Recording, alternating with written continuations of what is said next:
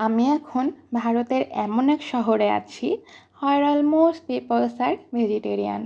Chicken, mutton বা মাছ সহজে পাওয়া যায় না এখানে। মেইন শহর থেকে দূরের বাজার গিয়ে আনতে হয়।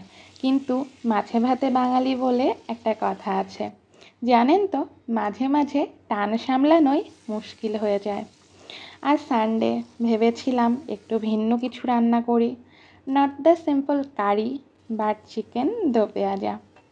তাই প্রথমে চিকেন ভেজে নিয়ে তারপর পেঁয়াজ কুচি, আদা রসুন জিরে বাটা, হলুদ, লবণ, কাঁচামরিচ দিয়ে কষিয়ে টমেটো দিয়ে আরেকটু কষিয়ে নিলাম।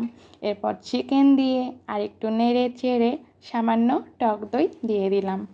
অ্যান্ড ফাইনালি নামানোর আগে দিয়ে দিলাম অল্প লেবুর রস আর একটু চিনি স্বাদ বৃদ্ধির জন্য।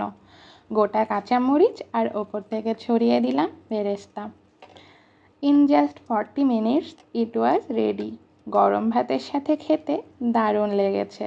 সত্যি ছোট ছোট এমন আনন্দই জীবনের বড় সুখ হয়ে ওঠে। নতুন কোনো আনন্দ অবশ্যই আবার আপনাদের সাথে শেয়ার করব। ততদিন ভালো থাকবেন। শুভরাত্রি সবাইকে।